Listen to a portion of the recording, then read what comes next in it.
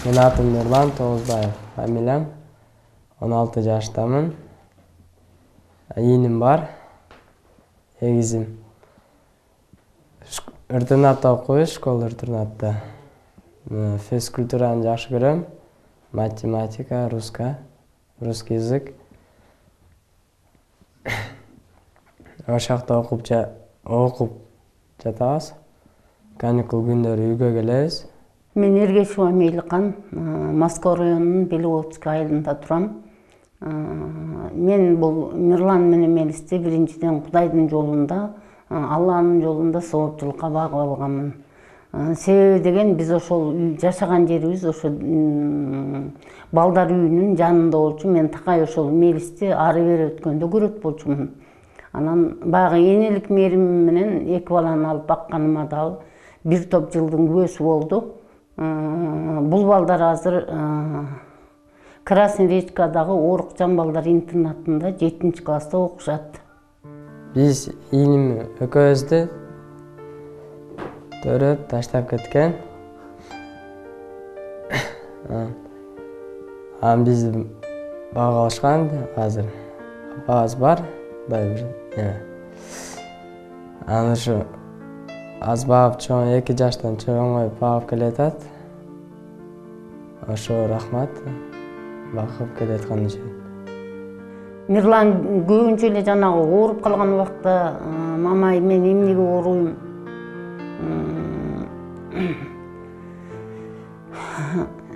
Мама бизди эмнеге таштады экен деп ушул кепти көп айтат.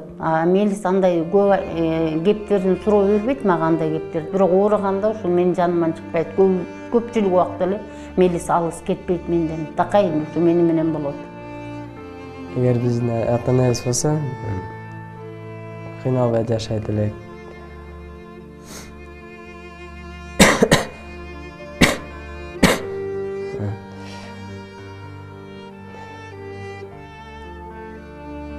Башка балдардай болуп, жыйнап, ойноп, жыргап, күлүп. Арсы деле Аллага шүгүр, жыргап, ойноп жүрөбүз. Азыр апабызды сыйлайбыз. Ийиним экөөбүз.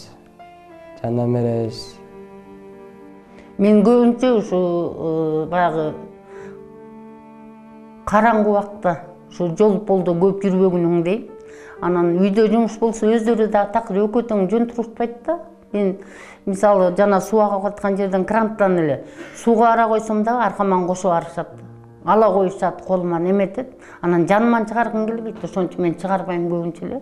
Үйдө эле отурам, жолго чыкпагыла дейм. Анан сигарет пегидетти балдарга кошулуп алып, чекпегиле, жаман жолго барбагыла деп эле айтам буларды. Биз чоңойгондо ийиним экөөбүз, ийиним уйчу болом дейт. Мен билбейм, көрөбүз. Кудай буйруган болот. Аны апабызга жандам беребиз чоңойгондо. Колубуздан келишинче беребиз. Ыйлатпай, оорутпай, багабыз. Ошо мен өзүм кыйналган учурумда мен 5 убак намаз окуйм. Анан бир эле Кудайдан эле суранам. Мен ошо Алладан сураны эле ошо өзүмдүн эмемди, көңүлүмдү Алладан сурап ошо көтөрүп жүрөм. Эртең турганда бисмиллахир-рахманир-рахим деп турам. Ошо апам оорубасын, бардыгы оорубасын деп тилеп, согуш болбосун деп. Ошолорду тилеп, өмүр бар. Жарыктыкка келип, эне кучагында мемрөө, ооз сүтүн эмип, мээримге бөлөнүү, баланын кыялы болсо. Таптаганга көшүп, талпынганда бөпөлөө, каскастап тургузуп, тайтайлап жетилөө. Эрдемсип бой жеткенде эркелеп күтүү, эркеп ката кетирсе, эне болуп түтүү бул эненин милдети. Мына ушулар эне бала ортосундагы эң сонун баалуулуктар болуп саналат. Эненин курсагындагы жашоо менен коштошуп, ааламды танып, алгач аба менен дем алган күндөн баштап эле өз энемдин мээримин көргөн жокмун. Мен кадимки балдардай жалгыз болуп төрөсөм да мейли эле. Эгизим бар, Мелис деген. Кудурети күчтүү жараткан, башкаларга ыраа көрбөгөн бакытты. Өзгөлөргө тартуу кылбаган таалайды апама тартуулаптыр. канткен менен өз апам жараткандын жарлыгынан баш тартып, биз төрөлгөн түнү бир саатта кучагына ыра көрбөй, бетондолгон чуңкурчага ыргытып салган экен. Болгонду да акырын барып абайлап жаткырбастан тирүү калбасын дегенибе, дени сак мүчөсүндө кемтиги жок наристелерин катуу ыргытканда мелис башы менен катуу тийген экен. Менин эки тизем жана кулагым жаракат алып, азыр оорукчан болуп калдым. Мелис башынан бир нече жолу операция болуптур. Күнөөсү жок пенделерди бизди жакын жердеги балдар үйүнүн кызматкерлери таап алышып, багып, өстүрүп, 2,5 жашка келгенде ботубуз менен басып, көзүбүз менен көрүп, кулагыбыз менен угуп адам болуп калганда, балдар үйүнүн жанынан кебетеси дал ошол апам боло турган аял жумушуна өтөт. Улам өтөт, күнүгө өтөт. Биздин балалык ыйык сезимибизди энелик мээримге зар калтырып, энелик тулку бою менен тамшандырып, жылуу жумшак кучагына суктандырып улам өтөт. Мен эмес, менин эгизим апа деп ээрчип ыйлайт. Апа деген улуу сөздү кимден үйрөнгөнү белгисиз. Апалап жыгач тосмонун артында кала берет. Апалык мээримиңден айланайын апам. Мелистин апалаганына кайдыгер карабай, аны багып алайын деп суранып жетекчиликке кирет.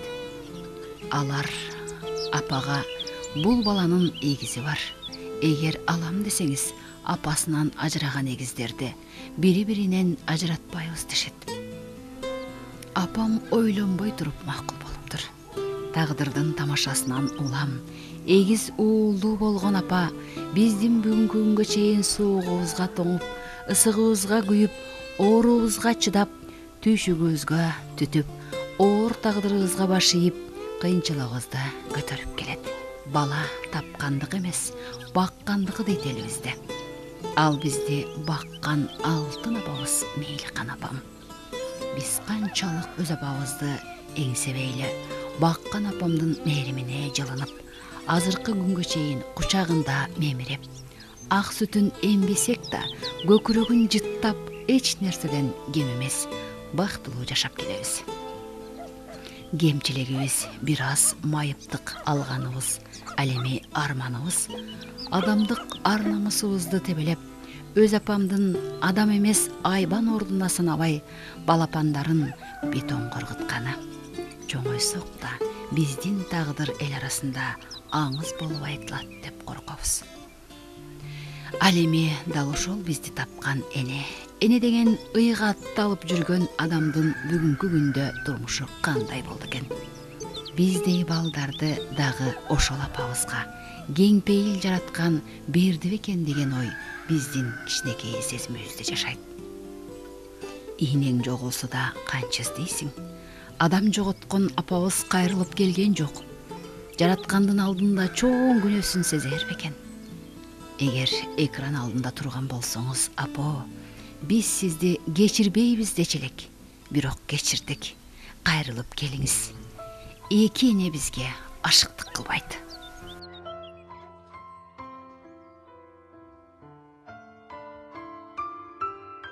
Мама — это святое для всех меня. Она добрая, ласковая. Когда болеешь, она приходит к тебе, успокаивает, поддерживает.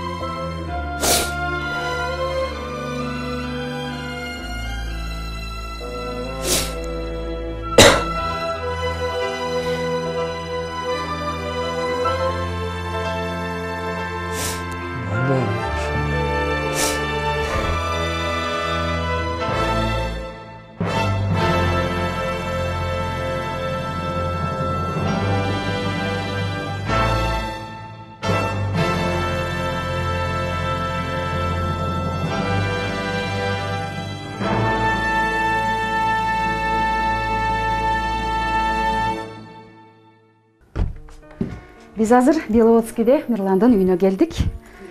Саламатсызбы эже? Жакшысызбы? Денсаулыктар кандай? Жакшы, өзүңүз денсаулыгыңыз жакшыбы? Балдар жакшыбы? Жакшы балдар. Мирлан үйдөбү? Үйдө Мирланды азыр айтып коеюн Мирланды. Чакырып коюңуз. Кандай тагдыр туш келсе да заманында, бейиш бар дейт энелердин таманында.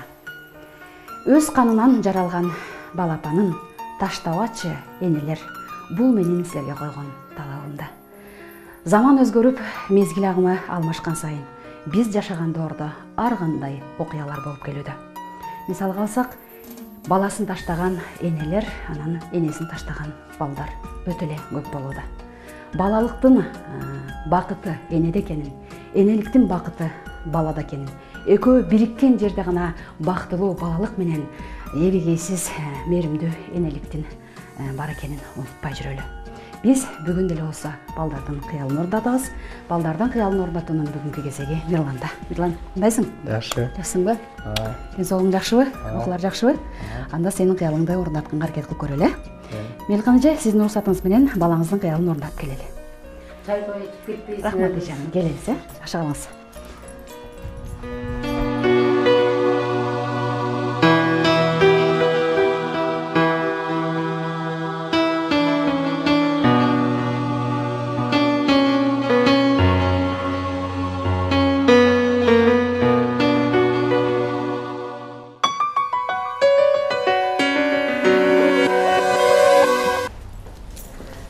Саламатсызбы? Кандай жакшысыңарбы?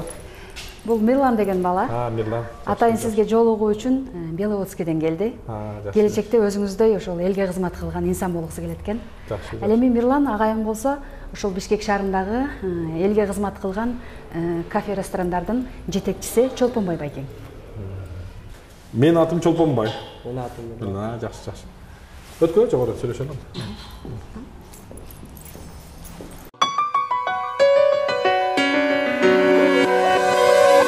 Мирлан кандай иним? Жакшыбы? Окуулар? Жакшы. Интернет кандай, интернет? Жакшы. Жакшы. Сен мени тааныбайсың, бирок мен сенин жөнүндө кабарым бар. Апаңдан угуп жүрөм, тиги Мелис инеңен угуп жүргөм. Бул жер эми келген жериң мен ишканам бул жер. Жаңыбай деген мен эң чоң уулум, ошонун атына коюлган. Аябай ушул эмгектенип, эмгектин аттан бир туугандарга жардам берип, эже карындаштарыма, ага туугандарыма баардыгына жардам берип, Кудайга шүгүр, азыр апам бар колумда. Апамдын дайыма барып батасын алам. Апам Кудайга шүгүр азыр 84-85ке чыгып атат, жакшы. Мен барганда жүгүрүп тосуп алат, мен барсам тамак кылат үйдө. Мен барганда үйдөн нан жаап берет мага. Бала кезде сетип жакшы. Апамга мен аябай ыраазымын. Дайыма эмгекке үйрөткөн. Азыр эми ошол апамдын зор тарбияларын алган тарбиялар менен биз дагы бала чакабызды Кудайга шүгүр окутуп чокутуп атабыз. Жакшы. Ушул бала чакабызды өз мээнетибиз менен, адал эмгегибиз менен багабыз деп ошол ата эненин осуяттарын аткарып келатабыз. Мен өзүм энем тааныбай калгам. Сиз үчүн эне деген жити эмне деген? Мен үчүн ошол энем жити. Энем барып, апам мени кучактаганда, мен апамдын кучагында, апамдын алдында, апамдын көкүрөгүнө башым коюп, же апамдын тизесине башым коюп эркелеп отурганда гана ушул жит келет мага. Ушул эс тарткандагы жит, ошол жит, эне жит. Өзүң бир аз бир кем дүйнө дегендей кылып сүйлөп атасың. Ошондо бир балалуу чакалы болуп, бир жакшы келиндүү, жакшы кайрылуу болсоң, жакшы аялга туш болсоң, бешинең ачылса, ошо балалуу чакалы болгондо, ошол баланын жити менен өзүңдүн анча-мынча бир кем дүйнө деген нерселерин толуктайсың, Кудай кааласа. Бала дагы ушул кымбат нерсе экен, Кудайга шүгүр, мен дагы биз 8 бир тууган элек, бир үйдө чоңоюп, баарыбыз уда балдар элек. Мен уулдан эң кичүүсү элем. Менден кичүү да бир карындашым бар эле, 8 ушул бир үйдө уялаш күчүктөй болуп бар жок ынтымактуу чоңойгонбуз. Ата энебиз ошого тарбиялаган. Азыр Кудайга шүгүр мен дагы 6 уулду болдум. Кичинекейимде кыялданган маалдарда мен бир 10 балалуу болом деп ойлошум эле. Кудайга шүгүр, Кудайдан сураганыбыз бар экен, ушул мага да көп бала берди. 6 баланын атасымын, жакшы, Кудайга шүгүр азыр. Атасы, энеси жок адамга жакшылык кылуу бул биздин тарбиябызда болгон нерсе. Сен үчүн дайыма эшик ачык, акыл жетишинче кеңешти берели, катташып туралы келип тур. Мелис иниң менен 1 жылдан бери катташып турам, өзүм барып турам, ал келип турат. Сени көрүлө элем, сен интернатта экенсиң, эми сен менен бүгүн таанышып отурам. Келип тур. Келип турсаң биз кайсыл убакта болсун дагы эшигибиз ачык, убакытты бөлүп сен менен сүйлөшөбүз. Келип отурсаң, айткан суроолоруңа баардыгына жооп бергенге аракет кылабыз толугу менен.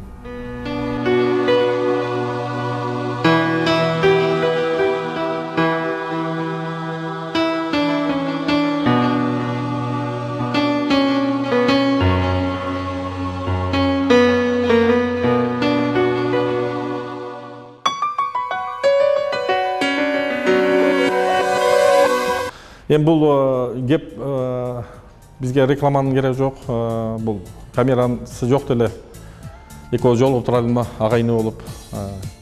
Бул жашоо, бул жер жүзү сакталып турган себеби бул жер жүзүндө жакшы адам көп, аябай. Кудайга шүгүр. Бул жашоонун ысыгы болот, суугу болот, ошонун бар жогуна чыдаган жигиттерден бол. Ушул Меликан эженин апаңын бешенесине ошол эже эңсегендей, ошол эже Кудайдан тилегендей жигиттерден бол. Жакшы жигиттерден бол ошол. Ошол апаңды сени кандай адал эмгеги менен сени багып чоңойтуп атса, сен дагы бала чакаңды ошондой жакшы адал эмгек менен бала чаканы өстүргөн аталардан бол.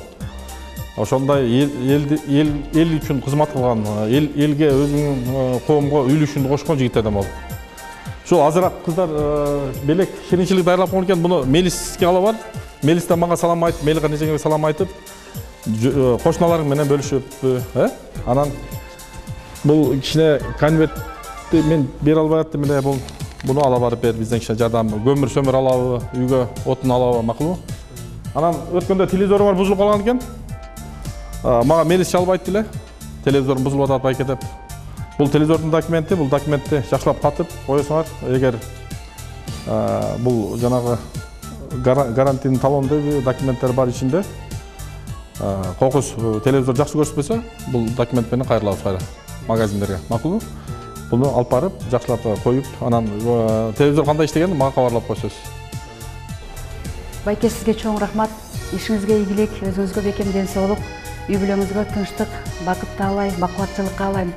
Ушундай балдарга дагы көп жардам бере бериңиз. Алланын ыраазычылыгы үчүн, жараткандын ыраазычылыгы үчүн. Ушундай балдардын үмүтү эч качан өчпөсүн. Рахмат, Алла ыраазы болсун.